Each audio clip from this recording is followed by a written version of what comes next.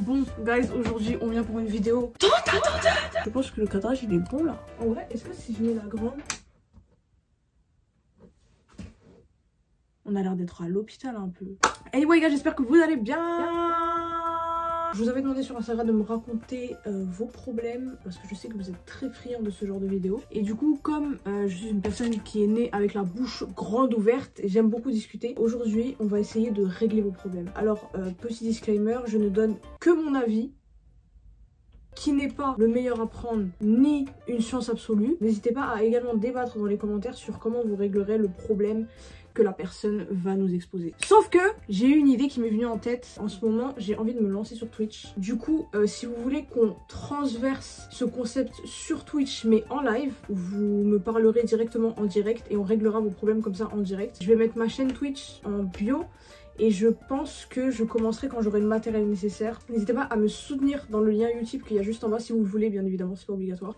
Pour que je puisse avoir le matériel nécessaire pour pouvoir commencer Twitch. Du coup, on perd pas de temps, let's go. Je vais aller sur Instagram, sur mon ordinateur que j'ai juste ici. J'ai reçu tellement de messages, c'est pour ça que je pense que faire ça en live, c'est beaucoup mieux pour pouvoir reprendre chaque problème à la source. Bon, alors moi, je viens d'avoir 19 ans et je vis actuellement une situation assez stressante. J'ai mon père qui m'a fiancé à un cousin du bled. Mais bonne année 1916 là. J'ai mon père qui m'a fiancé à un cousin du bled que je ne connaissais pas en plus. Que je ne connaissais pas sans m'avoir concerté avant. Non mais stop. Là en une phrase là, elle a fait un concentré. Ma tête là, elle a fait un tour. La seule fois où il m'en avait parlé c'était il y a 2 ans. Mais il me disait juste qu'il voulait que je me marie avec un cousin au bled. Mais je savais pas c'est qui. Et depuis on en a jamais parlé. Puis cette année il m'a annoncé qu'il m'a fiancé à mon cousin. J'ai bien sûr contesté. Mais il voulait rien entendre. Il me sortait des rappels remixés. Alors déjà non mais attends. On est où? On est où? Est-ce que vous vous rendez compte que vous avez la vie de personnes entre les mains là? Vous n'avez pas le droit de leur faire vivre tout ce que vous voulez, soi-disant parce que vous êtes leurs parents. Bon, je sais plus où j'en étais dans ce que je disais parce que j'avais plus de batterie sur mon téléphone. Mais bref, on va continuer à lire sa story déjà de base parce que là c'est trop grave. Il utilisait des arguments religieux comme bon lui semblait et quand je lui ai dit que j'avais le droit de choisir mon mari, il m'a dit que oui mais les parents aussi doivent choisir et de toute façon ce qui se passe après c'est entre toi et Dieu.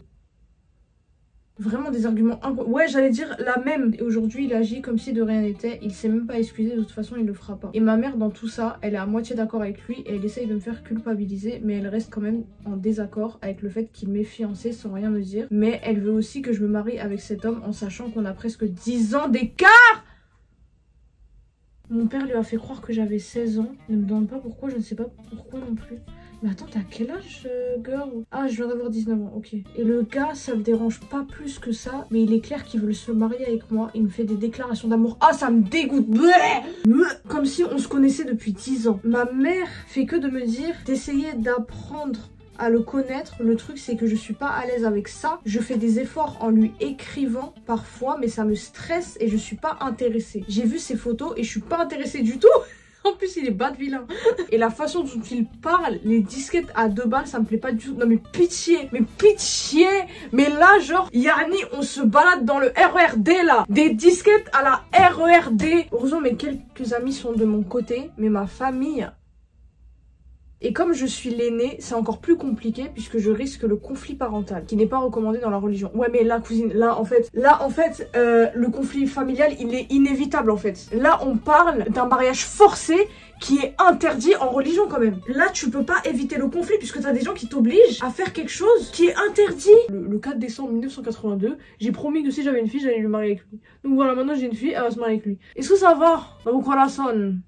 Je m'imagine tous les pires scénarios à cause de mon anxiété, être expulsée du domicile familial ou devoir couper les ponts avec mes parents, ou que mon père s'élève contre moi et me frappe car oui j'ai peur de mon père et ça me fait mal de le dire. En vrai je sais pas quoi faire, j'ose pas aller demander de l'aide, j'en ai seulement parlé à mon médecin. J'ai peur de ce qu'il pourrait se passer avec ma famille si je devais quitter le foyer familial et commencer ma vie d'adulte sachant que j'ai une phobie sociale que je combats petit à petit. En fait moi je trouve ça fou.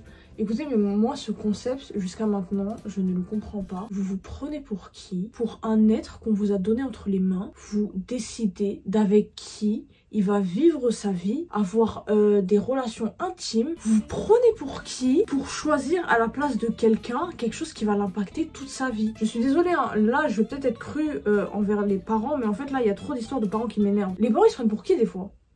Je suis vraiment choquée de ton histoire. Et en fait, je saurais pas quoi te dire à part de fuir en fait. Mais fuir de quelle manière? Ça, c'est autre chose. Parce que même dans ton entourage, là, il y a personne qui peut t'aider en vrai. Le problème est que là, tes parents, ils prennent une décision pour toi qui va impacter toute ta vie. Ça veut dire que la personne là que t'aimes pas, avec qui tu veux pas faire ta vie, tu vas devoir faire des enfants avec cette personne, tu vas devoir construire un foyer avec cette personne. En fait, tout ce que tu vas bâtir avec cette personne, ça va être bâti sur du dégoût.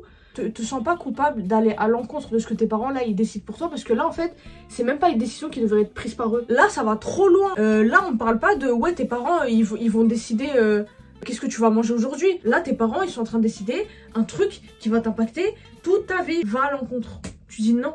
Mais après là vu comment ton père il est déter, je pense pas qu'il va l'entendre de cette manière. Il y a un numéro vert également en France, c'est le 3919 pour toutes les personnes qui sont en situation en fait de mariage forcé. N'hésite pas à appeler le 3919 déjà pour avoir plus d'informations sur quels sont tes outils pour t'en sortir. C'est un numéro vert donc c'est totalement gratuit. Le numéro il est disponible 24/24 et 7 jours sur 7. Donc déjà n'hésite pas à appeler ce numéro. Et en fait cousine, j'ai aucun autre conseil à te donner que d'aller à l'encontre de la décision de tes parents déjà. Je te souhaite tout le courage et je t'envoie tout l'amour du monde et j'espère vraiment que cette situation elle va s'arranger parce que je suis vraiment outrée en fait. Guys, n'hésitez pas à dire dans les commentaires ce que vous pensez de cette histoire et quels conseils vous lui donnerez également. Oh, il y a quelqu'un carrément qui m'a envoyé sa vidéo YouTube.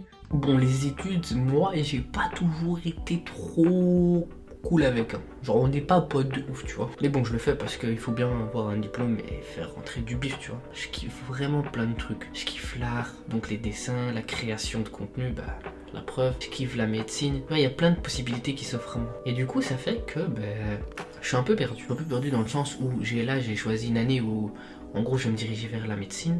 Mais j'ai aussi envie d'aller voyager. Plein de projets qui font que je sais pas quoi faire. Je sais pas quoi faire, j'ai trop de trucs dans la tête et ça fait que ça me bloque parce que je suis pas sûr de ce que je fais en fait. Comment remédier à ça? J'ai aucune fucking idée. Je sais pas du tout. Je laisse le temps faire et on verra bien ce qu'il en est, mais en réalité là pour le moment je sais pas. Donc si tu peux m'aider. Alors, déjà j'ai kiffé là, j'étais grave près dans l'ambiance de sa vidéo là, je crois que je vais la regarder en entier, je vais remettre ça du début. Écoute, moi je pars du principe, chaque chose en son temps, on peut pas tout faire en même temps. Je vous assure que on vit dans une ère où voilà, on peut vivre jusqu'à 80-90 ans. Après on sait pas de quoi elle va être fait la vie bien évidemment. On a le champ des possibles en fait pour tester, pour divaguer, pour s'arrêter dans ses études, pour reprendre. Par exemple toi qui fais des études de médecine, au bout de tes études, par exemple tu pourras mélanger le fait d'être médecin et de voyager. Franchement te prends pas la tête. Je sais que c'est dur de se dire que oh purée, j'ai encore 3 ans d'études à faire, mais je t'assure que les études ça passe hyper rapidement. Malheureusement en fait les études c'est un truc qui prend tellement de place dans une vie et même moi par exemple je suis passée par là. Depuis que je suis au collège je me suis dit je vais partir à l'étranger, je vais partir à l'étranger, je vais partir à l'étranger. Mais je sais que chaque chose en son temps et je m'étais dit tu pars pas tant que t'as pas fait au moins la moitié de tes études supérieures en France. Parce que les diplômes français ont un certain avantage à l'étranger, to be honest. Guys, arrêtez vous comparer à ce que vous voyez sur internet. Oui je suis en Corée mais c'est pas pour autant que je profite à fond. Je vais principalement à l'école parce que c'est comme ça, c'est le process. Je me dis je suis obligée de passer par là malheureusement, mais une fois que j'aurai cette langue du feu de Dieu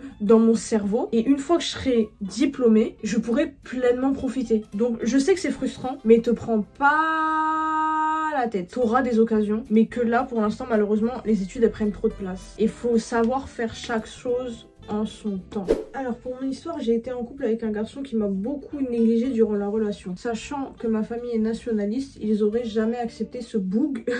Vous parlez trop mal ici.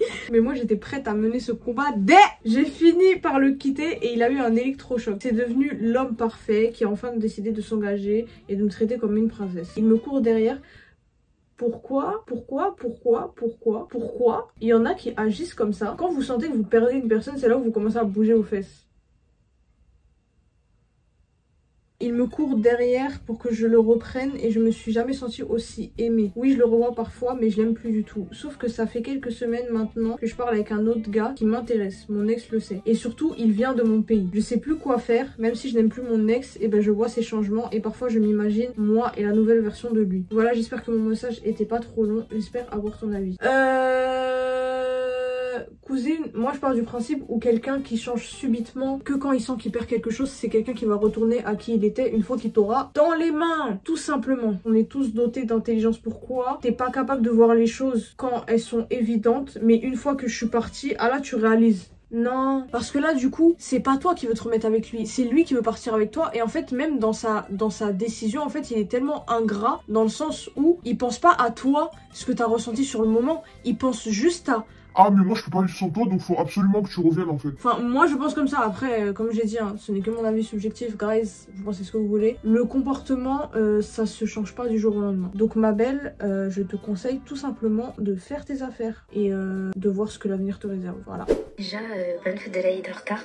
Moi, faut que j'explique à mes problèmes. Je compte aussi partir en fait de la France et tout. Sauf que j'ai besoin de beaucoup économiser, je pense comme pour tout le monde qui veulent partir et aller vivre dans un autre pays. Et le problème, c'est que je dois aussi en même temps partir de chez moi. Et je pars de chez moi parce que vraiment, c'est plus possible. Et du coup, je me pose la question, soit je prends sur moi et j'économise à fond et je pars, soit je prends un appartement et j'économise vachement moins. Mais au moins, je serai tranquille pendant les années à venir, quoi. C'est le dilemme de ma vie. Mais gars, vous êtes des trafiquants de thé, wesh. Vous voulez fuir de chez vous?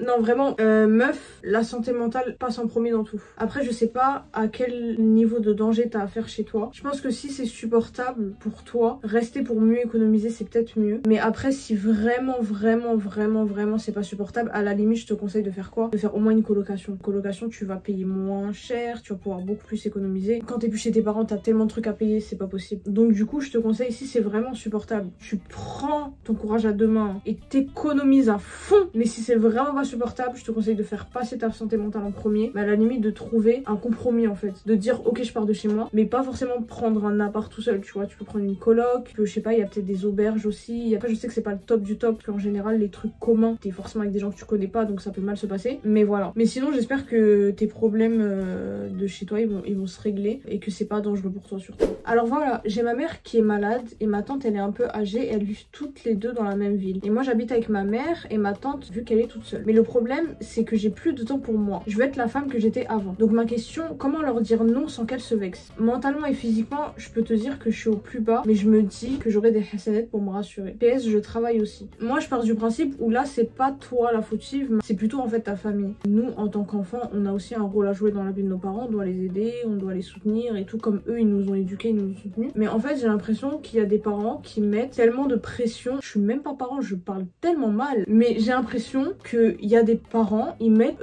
au monde des enfants et les enfants carrément ils regrettent d'être nés tellement c'est les souffres-douleurs en fait de leurs parents. Il y a des enfants par exemple, ils commencent à peine à avoir leur première paye et ils doivent déjà payer le loyer, payer les courses et rembourser le crédit de leurs parents. Il y en a ils le font de bon cœur hein. Si t'as les moyens d'aider tes parents, franchement c'est super génial, mais le problème c'est que vous faites porter un fardeau à vos enfants. Je comprends pas ce truc de vous faites sentir à vos enfants qu'ils vous doivent quelque chose. Genre oui, vos enfants ils vous devront toujours l'éducation que vous leur avez donnée, le fait qu'ils vous ont nourri toute votre vie, mais en fait je pars du principe qu'en tant que parent c'est quand même un peu votre rôle en fait. Surtout que je pense que là t'es dans ta vie de jeune femme du coup puisque tu travailles. En fait il y a plein de trucs de jeune femme que tu dois vivre quoi, aller au travail, te sentir bien dans ta peau, et le problème c'est que passer tout ça à devoir assumer deux personnes, bah c'est dur en fait. Donc moi ce que je te conseillerais c'est soit en fait de ne rien dire mais petit à petit, tu sais, faire comprendre à ta famille que mais là je peux pas, je travaille, mais là je peux pas, j'ai une vie. Soit leur faire comprendre tranquillement, tu sais, en les rembarrant gentiment, tu vois, genre ambiance, là je peux pas, vous voyez, genre je suis fatiguée, je viens de rentrer du travail, là je peux pas, j'aimerais bien voir mes amis, je les ai pas vus depuis 2 mois. Genre soit leur faire comprendre comme ça de manière douce, ou soit en fait tout simplement leur parler. Mais je pense que en fait leur parler, ça va juste passer pour comme si t'étais ingrate. En général dans la famille, enfin, moi je le ressens comme ça. Quand il y a des personnes qui veulent prendre l'emprise sur vous, c'est parce qu'ils savent qu'ils peuvent prendre l'emprise sur vous. C'est pas à toutes les personnes de la famille qu'on fait ça, c'est à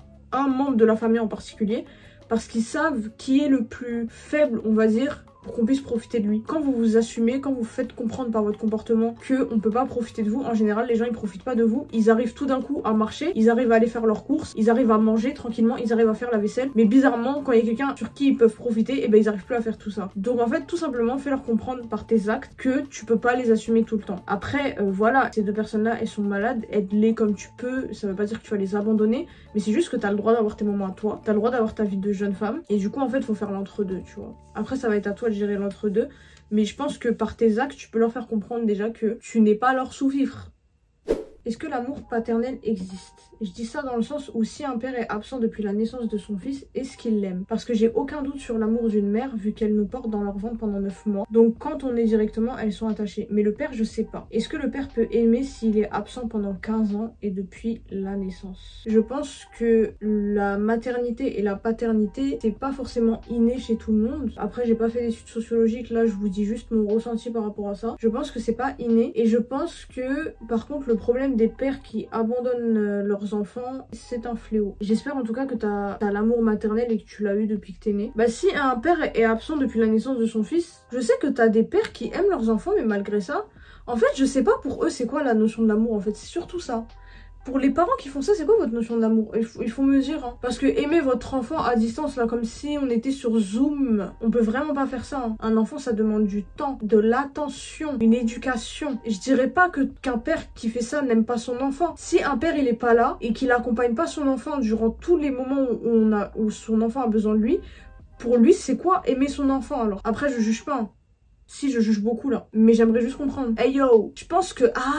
il y a peut-être une peur d'aimer l'enfant. Et en fait, le truc, c'est qu'une fois que, on va dire par exemple, un père pendant 15 ans, il a pas vu son enfant, il le revoit. Et ben en fait, cette peur d'aimer l'enfant, en fait, il se rend compte qu'il peut pas s'empêcher d'aimer son enfant. Je pense qu'il essaie juste de refouler l'amour qu'il a pour son enfant. Et en fait, pourquoi il voit pas son enfant pendant des années? C'est peut-être parce qu'il a cette peur d'aimer un être qu'il a procréé avec quelqu'un. C'est peut-être ça. Ce n'est que mon hypothèse. Je n'ai pas fait d'études là-dessus. Mais je pense que c'est ça. Alors, voilà mon problème. J'ai 28 ans et je suis actuellement à Séoul depuis février et j'y suis pour normalement 9 mois. J'adore énormément la ville, le pays, j'ai énormément visité et je me sens super bien et épanouie. Cependant, le gros problème que j'ai ici, c'est que j'ai énormément de mal à me faire des amis sur place. Je ne suis pas un party guy, je vais assez peu souvent en soirée car je suis vieux.